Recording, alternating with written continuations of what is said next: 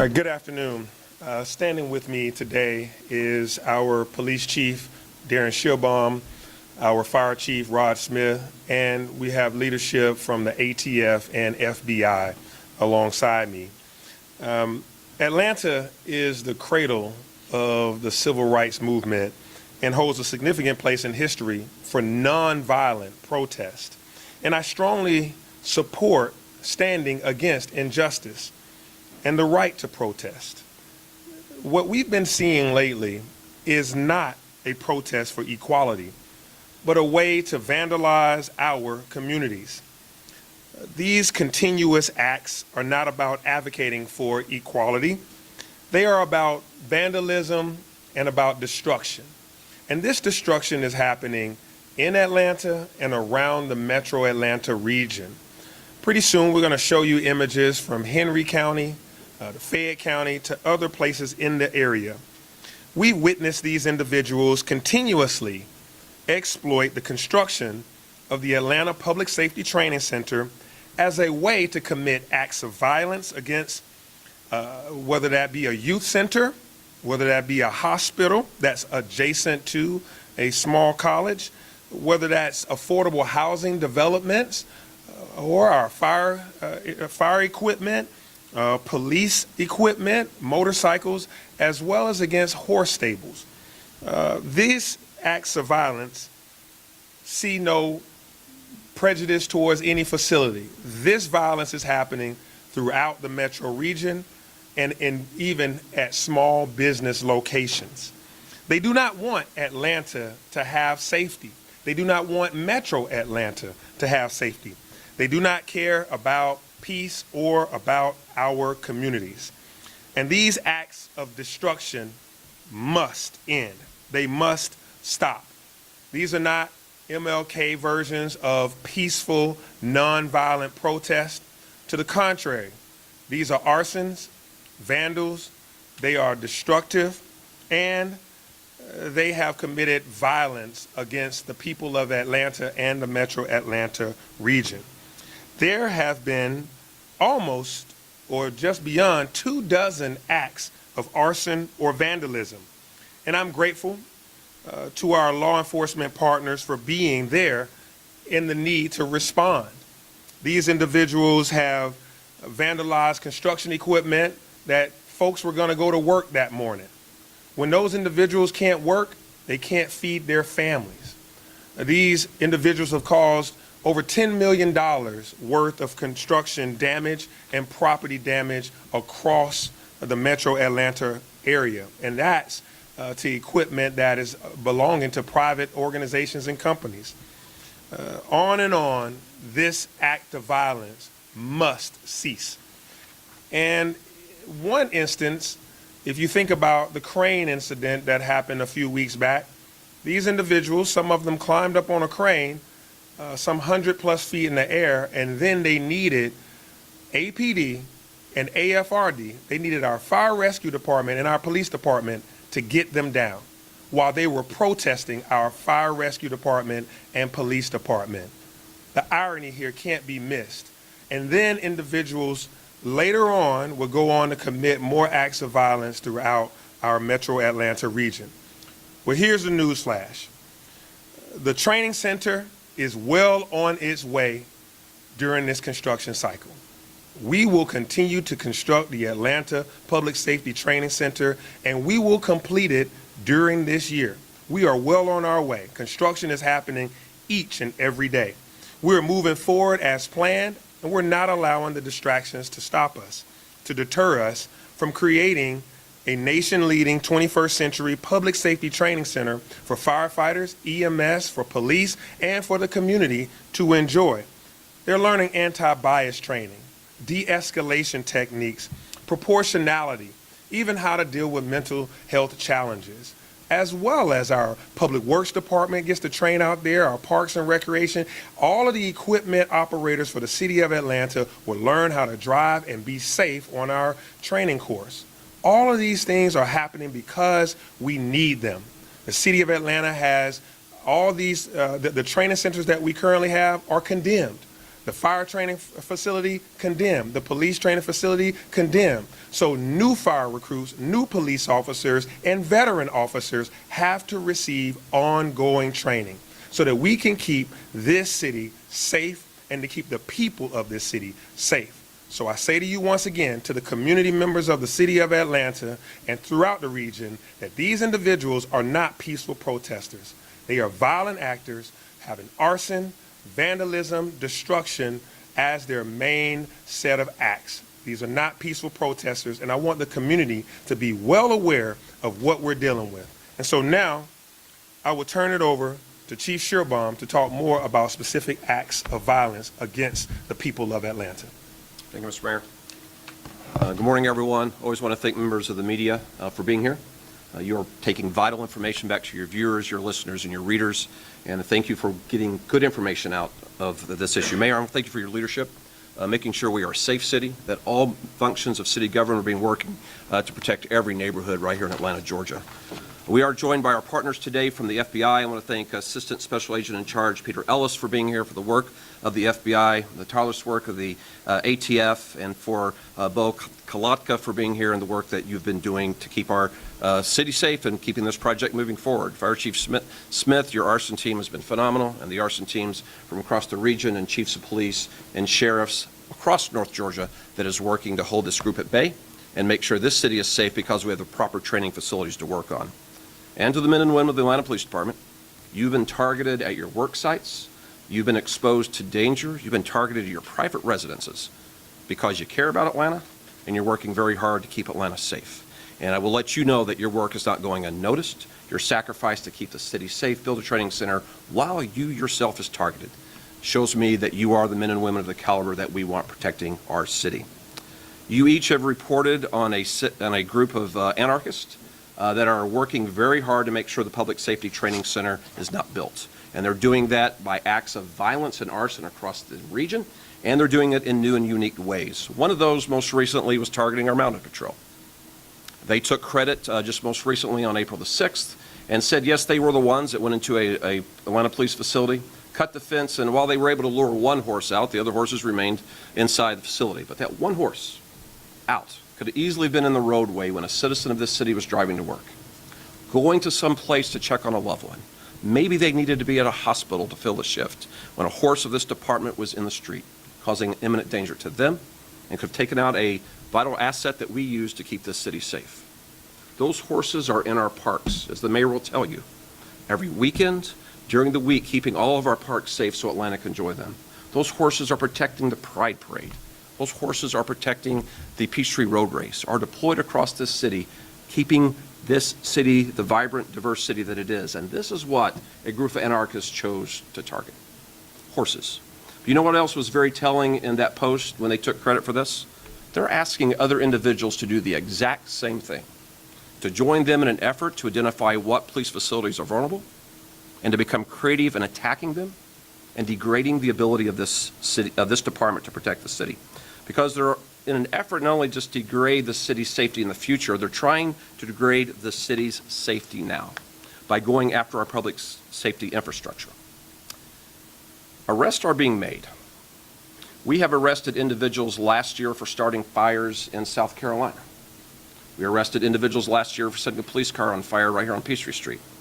And just a month or so ago, we arrested an individual for setting fires in Atlanta on July of last year of a police precinct. These individuals are very active not only in Atlanta, but in Henry County. We're a key contributor to the construction of our public safety training center. Had vehicles set on fire in an effort to keep this city less safe. And this department is committed wholeheartedly to make sure that individuals that are using fear and fire on our streets, as well as in other places, will be held accountable by the law enforcement group that is here with me today and those that are hard at work. And why does this matter, ladies and gentlemen? Why do we, our mayor, myself, our fire chief, stand before you repeatedly reassuring the citizens of this city that this center will be built and our first responders? I'm going to give you one example. Just 2 days ago, an individual was outside of one of our hospitals suicidal, firing a gun in the air. Officers went out and encountered him. He still held the gun in his hand. He was begging the officers to shoot him while there was a suicide note on the seat of the vehicle that they encountered him in. Those officers engaged that individual. They wrestled the gun from his hand. One of the officers inserts his finger behind the trigger so it cannot be pulled, taking his own life with the officers. Those officers were shoulder to shoulder with that individual until they got the gun out of his hand, was safely get him in custody, and he saved his life because they were trained to do that. We put them through hours and hours of training to be scared. We put them through hours of training to be ready to be in that one instance that this city depended on them, and a family did not feel the pain of suicide. And that shooter did not enter that hospital and harm healthcare workers that were working in that facility. The men and women of Atlanta Fire Rescue and Atlanta Police Department will never turn away from danger or the ability to protect the city. The one thing they ask for, be trained. Prepare us for that opportunity to serve. Prepare us for that moment when we may be called upon to wrestle from a suicidal subject a firearm that he is discharging outside of the hospital. I don't know what this group of anarchists are thinking, that we will suddenly become afraid. I don't know if this group of anarchists thinks that we are not a committed group of public servants that believe in this city, that believe in Atlanta, Georgia. But I want to reassure the citizens of Atlanta, we are not the group that's going to be afraid or step away from our commitment to your safety. And to the men and women of this police department, of this fire department, Chief Smith and I and the mayor, we see your courage and your compassion each and every day. And we are going to make sure you have the tools to keep the city safe. And a group of anarchists will not succeed in that. I want to remind everyone that we have a $200,000 reward up, giving us information for those that continue to start fires to stop the Public Safety Training Center. I mentioned the 3 arrests that have been made. Our federal partners brief us frequently on the progress of the investigation, and other arrests are coming. People integrate their cameras, Mayor. People join neighborhood watches, and people join court watch. And I know the hearts of the citizens of Atlanta. And if you have information of who is trying to keep our city from being the safest city it can be, if you have information who is trying to remove from our firefighters and police responders the tools to keep this city safe, please call this number. Please go to Crime Stoppers and give us the information that you have. Thank you. If we have any questions now that we can answer. We'll start over here and work our way around. Mayor, you mentioned the $10 million in damages. Who's reimbursing the construction companies and the contractors that are feeling this $10 million in damages? Is that coming from the city? Is that coming from insurance? Where is that money coming from? So the $10 million number is a combination of private company assets that have been destroyed or destructed or in some way damaged, as well as even our own police equipment, motorcycles, etc. If you remember, motorcycles were destroyed, and other pieces of equipment, a police car in front of a person's house in a community where folks could have been walking their dog or taking a walk. Even those acts are counted up in that total of $10 million plus. It's more than $10 million. We're trying to get a hold of what the accurate number is, but there is no reimbursement. There is no check that we're cutting to the construction companies for this. There's, if a police motorcycle is destroyed, we have to buy another. If there's a police vehicle that's destroyed, we have to buy another. And when I say we are the people of Atlanta. The citizens buy the police cars. The citizens buy the police, the fire equipment, etc. So when these vandals and these arsons destroy a piece of equipment, it ends up costing the taxpayer, because it's not like we're not going to have a police vehicle. Next question. I have 2 questions. One, Chief, do you think that these people are part of one organization, a loosely formed organization, or are they all kind of operating on their own, just chatting online or doing however they're doing to kind of coordinate efforts? We have some clarity into the group, and I don't want to reveal that here today because we have cases to make. We have courtrooms that we need to be in giving this information. There is certainly, they go under the banner of Stop Cop City and Defend the Atlanta Forest. And whatever the motivations are and their structure, we're learning that, and we're bringing charges, and you'll see that in the court documents that we bring. So one follow-up question is maybe for the mayor also. Certainly early on, there was some public support for some of these groups.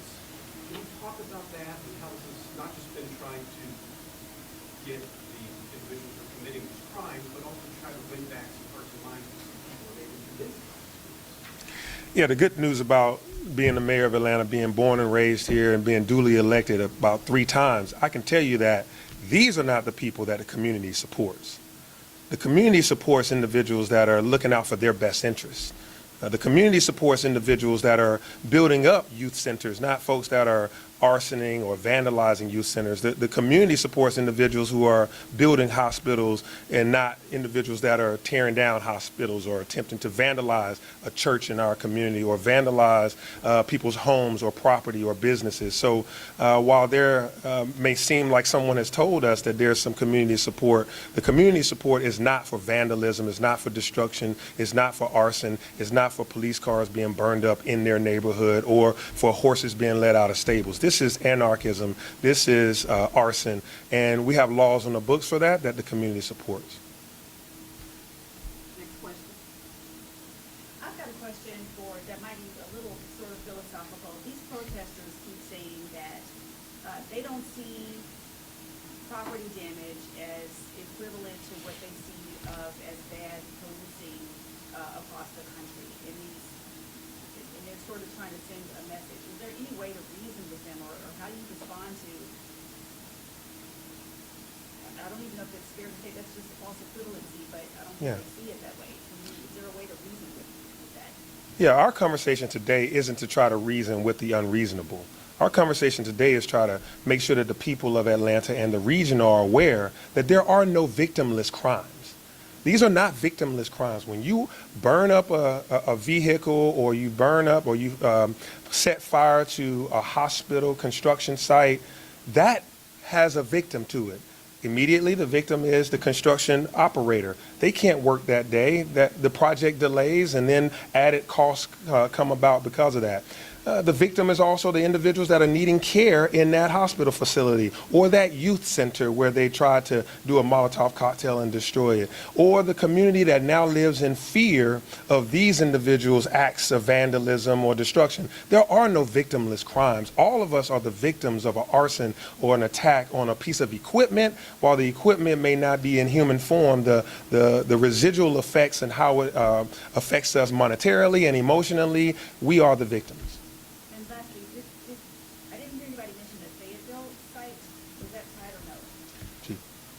The investigation is early stages. I don't want to speak for our partners, but if we look at the stories you've reported on, I think we have a very strong suspicion that it was likely connected. And we'll let the facts take us where they take us.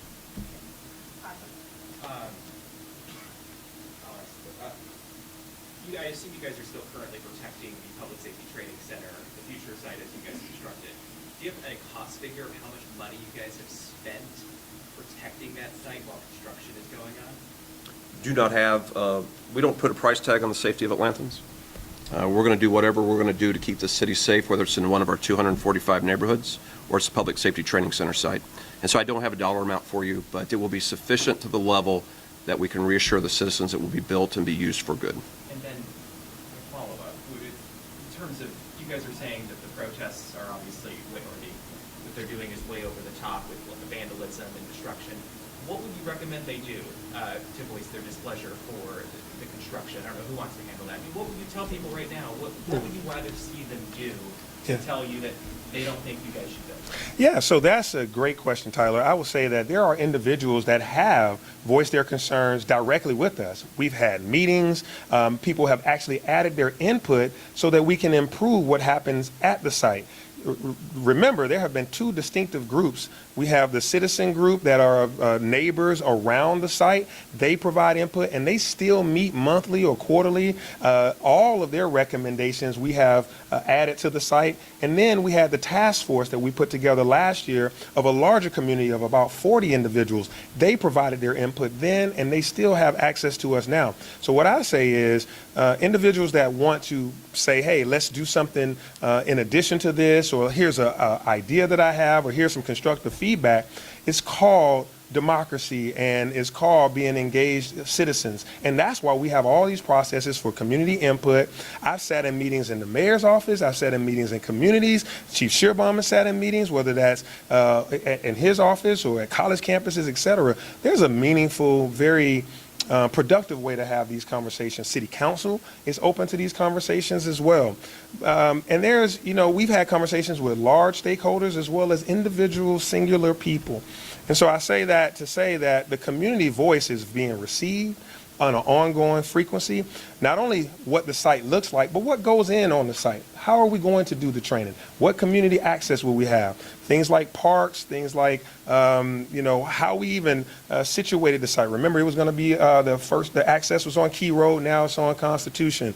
How we go about, the trees, et cetera. These things are all based on community feedback, and we have actually responded positively, affirming what the community has asked. So I would say reasonable minds know how to communicate. Destructive minds do these type of things that we're seeing.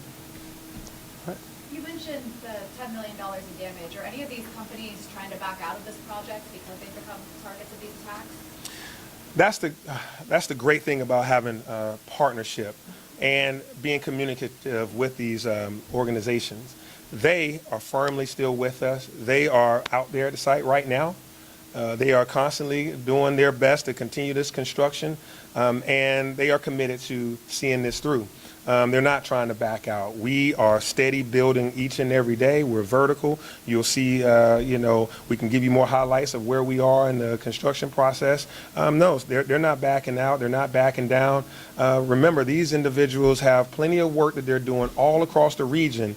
The destruction that you've seen in Fayette or Henry County or DeKalb County, any other places, these are not public safety training center sites. These are sites that are building hospitals. These are sites that are building affordable housing. So these construction companies are strong, robust, and I'm proud of their leadership for sticking with us as we stick with them. As you see the law enforcement agencies here that are committed, they're committed as well.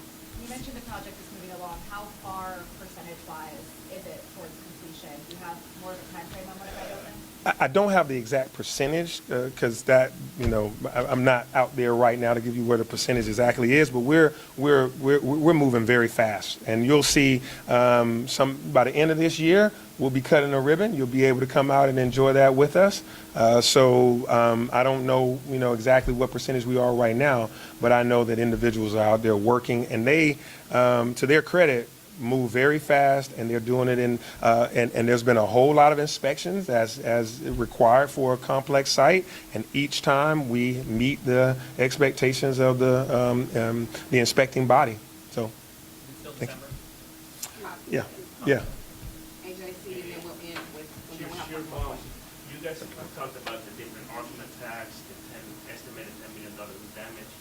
Once this facility is built, how are you gonna make sure that these attacks don't directly affect the training center? These protesters don't directly target the training center. How are you gonna make sure that that area is safe Yes. once the training center is built? The same way we protect Atlanta, Georgia. We're smart. We put the appropriate resources in place. We work with our partners, and we will keep the center safe. We work every day to keep Atlanta safe. We are not going to allow the citizens to see this hard work unraveled because we don't continue our commitment. And so we'll do what's necessary, and it will be the right amounts, and you're going to be proud when you're on that campus of what has been done for the citizens of Atlanta through the great adversity that you all have been reporting on for the last 2 years. Atlanta, this is what Atlanta looks like, and we're going to be committed now, and we're going to be committed a year from now when we're using that center to save lives. All right, last question. Chief, I want to know, off topic, if you could comment at all on an incident that may or may not have happened at Midtown High School. There was a buzz about it. Certainly, we are supporting the Atlanta Public Schools Police Department on this. The call did come through our 911 center. It appears to be a swatting incident. They were reporting a hostage situation occurring at Midtown High School. We have determined that was false. And so the large police presence that you see at the location is scaling back down as we leave. But I'll say this. What if it had been? What if it had been a hostage situation right here in Atlanta, Georgia, in one of our schools? And what if the fire department and the police department wasn't properly staffed or trained to handle it? The story you would be reporting at the end of the day would be much different. So think of everything you report on the evening news, you write about in the AJC. That is why we have to be a police department prepared and staffed to handle it. And that's why we're here today to tell the citizens anarchists aren't going to win in Atlanta, Georgia.